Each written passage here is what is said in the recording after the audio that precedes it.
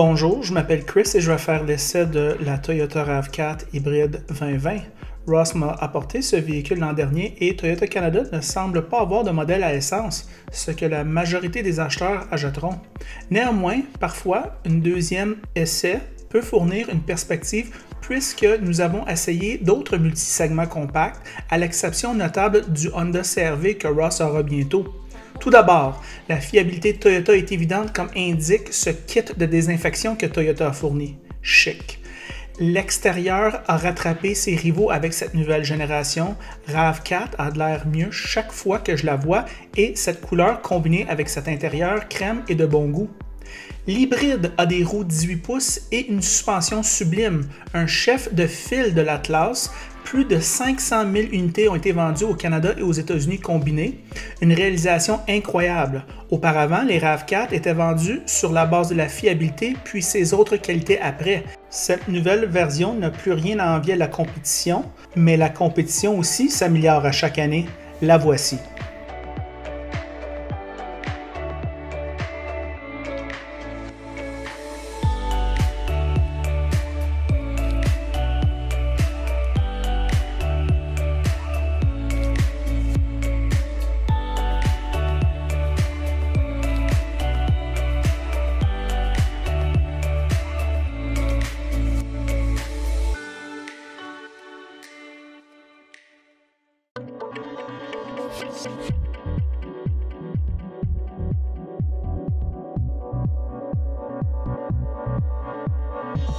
Cet intérieur est spacieux comme vous vous en doutez.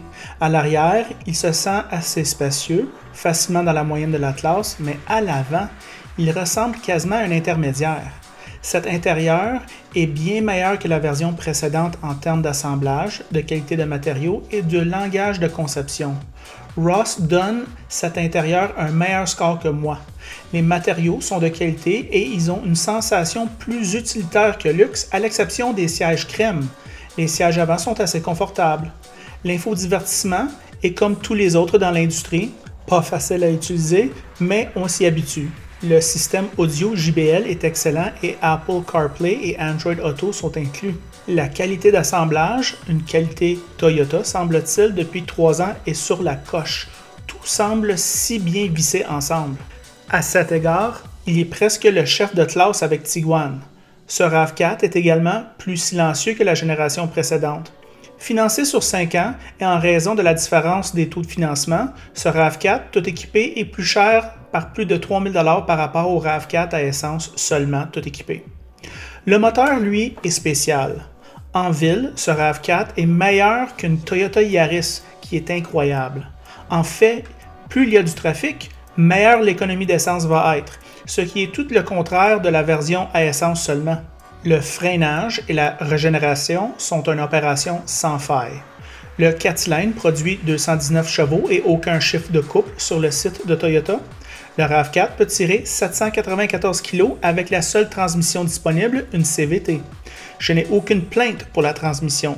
Elle fonctionne bien et livre 5,7 litres en ville et 6,3 litres sur l'autoroute. Étant une traction intégrale électrique, l'hiver devrait être un jeu d'enfant. Voici nos réflexions sur la route. Bonjour les amateurs de voitures. Aujourd'hui, Ross m'apporte le Toyota RAV4 hybride 2020. On a fait le 2019, on l'a aimé. Ross l'a aimé peut-être plus que moi, avec bonne raison. Ross, qu'est-ce que tu en penses de ce véhicule-là? Bien, toujours la 5e génération, 2e année modèle de cette 5e génération-là, se mérite un Top Safety Pick Plus, selon les IHS. Fait que très sécuritaire comme véhicule. Ben, qu'est-ce qu'on aime dans ce véhicule-là, Chris? L'habitacle confortable et spacieux. Très confortable. Ici, on a la version RAV4 Hybrid Limited. Évidemment, c'est le modèle équipé au bouchon, mais on n'est pas obligé de se rendre là. Il est équipé au bouchon. Il est équipé au bouchon. Il faut dire qu'il y a de la belle équipement. Exactement. Très confortable, très spacieux. On se croit quasiment dans un entrée de gamme Lexus, tellement que c'est doux, que c'est confortable. J'aurais pas de problème à mettre le logo Lexus sur ce véhicule-là en version Limited. Est-ce que j'ai besoin de me spécifier la grande fiabilité des modèles hybrides chez Toyota? Les pionniers, probablement la référence dans la motorisation hybride. Puis ça fait plus de 20 ans qu'ils maîtrisent cette technologie-là. Très fiable. Fait que là-dessus, vous pouvez dormir sur vos deux oreilles. Version hybride très intéressante en raison de l'économie d'essence. Ouais. On est dans le 5,5 litres au 100 Ouais. de moyenne. Je suis parti de Saint-Jean-sur-Richelieu ce matin pour venir chez Chris à Montréal. Un peu de trafic, un peu de tout ça, en suivant le trafic, en suivant les limites de vitesse là, recommandées, mais sans plus, rien de spécial. Puis l'économie de carburant est au rendez-vous. Ah oui. Beaucoup plus utilitaire que la génération précédente. La 4e génération était un peu plus arrondie à l'extérieur. Ici, je trouve qu'on a exploité l'habitacle avec un habitacle qui a des courbes, qui a des lignes plus pointues, plus carrées. Moi, je trouve que c'est beaucoup plus trapu. Je veux pas dire M comme dans Macho, mais c'est plus... un peu plus tough, petit camion. Ouais. Ouais. Un très bon comportement routier. Moi, je le trouve quand même très solide sur ses pattes. On le sent que c'est un véhicule quand même avec la motorisation hybride. Ça rajoute du poids, mais on le sent solide. On le sent dans les courbes, ça se prend bien. Multiples versions disponibles. Vous pouvez avoir la version régulière. Si vous n'aimez pas la technologie hybride, vous pouvez y aller avec un moteur essence conventionnel. Vous pouvez y aller avec une version trail même qui est un peu plus accentuée pour le hors-route.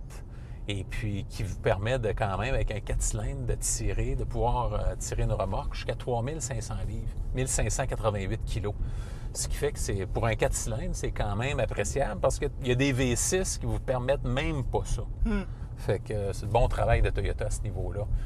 Version hybride, comme je disais. Puis en plus, pour 2021, ce qui s'en vient, malheureusement, tous les modèles sont pré-vendus. Il y a la version RAV4 Prime, version hybride branchable, qui a eu beaucoup de succès au Salon de l'Auto de Montréal, qui a attiré les yeux des consommateurs, beaucoup avec une autonomie de 63 km. Capacité en route, c'est un VUS urbain. Certaines versions dispendieuses, comme la version qu'on a présentement, qui est 44 000 $ plus taxes. Fait qu'on parle d'un véhicule de 50 000 $ facilement. Ouais. Mais plus le financement. Moteur 2,5 litres, bien évidemment, en forte accélération, il est bruyant. C'est pas la force des véhicules japonais de cette catégorie-là, comme les véhicules allemands, d'avoir une insonorisation plus appropriée. Il est quand même bruyant quand on le sollicite à fond.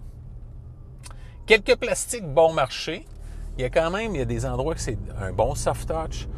C'est quand même bien, une belle qualité, une belle présentation. Moi, j'aime la présentation de la planche de bord pour ce qui est... Elle est facile à utiliser. Puis si votre système d'infodivertissement lâche, ce qui risque d'être le cas, parce que dans toute l'industrie, c'est comme ça, bien, au moins, vous ne perdez pas le chauffage, climatisation des sièges et de l'habitacle en soi. Traction intégrale, bien, si on compare à certains compétiteurs, si on compare à une Subaru, bien, c'est un système qui est plus conventionnel. Bien, l'ouverture des portes est assez restreinte comparativement à la concurrence. On s'attendrait... Il y a certaines portes... C'est 60 degrés. Fait que quelles sont tes impressions sur ce Toyota RAV4 hybride? Bien, c'est les mêmes qu'en 2019, c'est-à-dire très bonnes. Moi, je vais commencer avec le style extérieur. On dirait cette couleur-là que tu m'as emmené, Ross, ressort, je sais pas, je la trouve plus belle. Puis quand on le contraste avec cet intérieur crème un peu, ça fait vraiment un beau travail. Oui, très beau. Moi, je trouve que c'est vraiment bien agencé à ce niveau-là. L'extérieur, moi, j'aime les roues 18 pouces. Ils sont faciles à laver. 18 pouces, ça me paraît une bonne grosseur. C'est un bon profil. Un ratio 60, ça absorbe bien les bosses. Fait que ça contribue à un sentiment de luxe quand on conduit. Au niveau du confort, moi, je vous parle en tant que citadin qui est, soit dit en passant, l'utilisation principale de ce véhicule-là, je pense. Oui. On va parler aussi de la suspension, Ross, comme tu dis, la suspension très bonne, très douce. Moi, je te dirais, c'est parmi les plus douces dans l'industrie, sans être trop mollasse. Il commence à être vraiment bon avec le système de suspension Toyota. Beau travail à ce niveau-là. D'après moi, un voyage Montréal-New York, là, on va être bien, là. C'est pas fatigant dans ce véhicule-là. C'est pas fatigant. Ouais. C'est pas fatigant. À l'intérieur, maintenant. Moi, Ross, avant de parler de l'intérieur, je vais vous parler de comment il y a eu un saut géant de l'ancienne génération à celle-ci, parce que moi, on est au Québec ici, fait que je connais beaucoup de gens qui ont des RAV4. Puis donc, j'essaie de me rappeler de la troisième personne, mais il me semble une troisième personne, c'était leur dernier RAV4. La dernière génération leur a déçu parce qu'ils sentaient, ben là, je paye 40 000 puis j'ai juste la fiabilité. Fait qu'ils devaient rehausser. Ils se plaignaient à propos de l'intérieur. Ils se plaignaient à propos de le sentiment, en général, médiocre de la chose. Moi, je vous dirais que cet intérieur-là a rattrapé la compétition. Ouais. Elle ne le surpasse pas du tout. Non. Il y en a d'autres qui font un peu mieux. Ouais. Il y en a même un qui fait pas mal mieux, le CX5. Ouais, mais je veux dire, en général, c'est plus un problème. C'est ça. Une belle ergonomie. Un sentiment de fabrication de qualité, c'est depuis, on me dirait, 2018-2017, Toyota, ils montent la coche là-dessus. Très bien à ce niveau-là. Insonorisation satisfaisante sur l'autoroute, Ross? Beaucoup mieux que l'autre génération. Mieux qu'avant, mais je te dirais que c'est satisfaisant. Oui. C'est pas les meilleurs, mais c'est très satisfaisant. Dans le milieu du peloton. Oui, très bon à ce niveau-là. J'aime le système de son JBL. Très bien, très fiable. Oui, très fiable, très bonne sonorité. Et aussi, très important, avec des gros systèmes de son, on parle souvent de comment que ça joue fort, mais comment que ça joue aussi à moyen et à bas volume. Nous autres, on écoutait de la radio tantôt, et puis les voix sont claires. C'est bien à ce niveau-là. Au niveau de la conduite, je te dirais que c'est comme tous les autres produits dans cette catégorie-là. C'est un peu déconnecté comme sentiment de volant lorsqu'on conduit, mais c'est normal. Ça, le volant, soit dit en passant, d'un beau gainé de cuir, d'une qualité suffisante, je te dirais. Quelques autres font mieux. Je te dirais que sentiment de solidité là, ici. Là, c'est beaucoup plus solide que l'autre génération. Oh mon Dieu, ouais. beaucoup plus solide que certains de ses compétiteurs, en tout cas. Ouais. Fait qu'à ce niveau-là, très bien. Transmission moteur, beau travail. Moi, Ross, je suis en train de faire 5,5 litres au 100 km à la Chine, zone de guerre, limite de vitesse par des déficients intellectuels à l'hôtel de ville de 30 km à l'heure. Franchement, là. Et puis, pas de problème. Des fois, on est quasiment juste électrique. Ouais. Fait que c'est vraiment le fun. On sent vraiment qu'on conduit le futur quand c'est sur l'électrique, quand le moteur ne marche pas. D'ailleurs, c'est pour ça qu'on achète ces véhicules-là. On ne veut pas l'entendre, le moteur, puis on ne l'entend pas souvent dans cet environnement-là, du moins. Et ça l'explique pourquoi on a une consommation d'essence de 5,5 litres.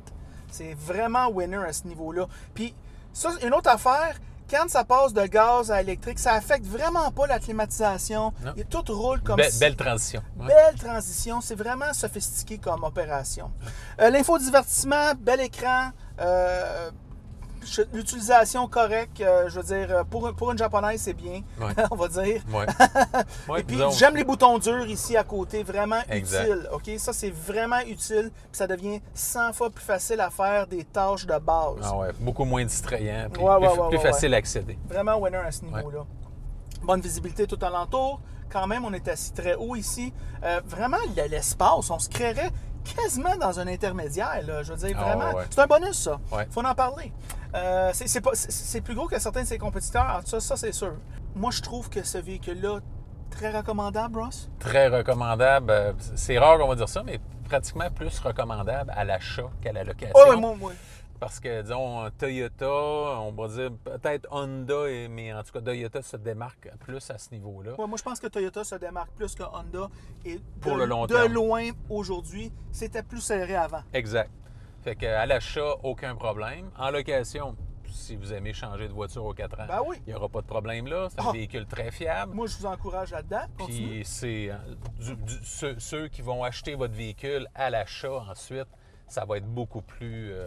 ça va être très intéressant. Ça va être toi, Ross! Ça se peut que ce soit moi. Après 4 ans de location, ça pourrait être moi qui serais intéressé à acheter ce véhicule-là. Fait que c'est un véhicule fortement recommandé. À l'achat. Oui, à l'achat. Alors, c'est ça nos pensées sur ce Toyota RAV4 hybride. En passant, si vous aimez cette vidéo, aimez-le. Si vous ne l'aimez pas, aimez-le pas. Et si vous l'aimez beaucoup, franchement, abonnez-vous à la chaîne. Et puis, c'est tout.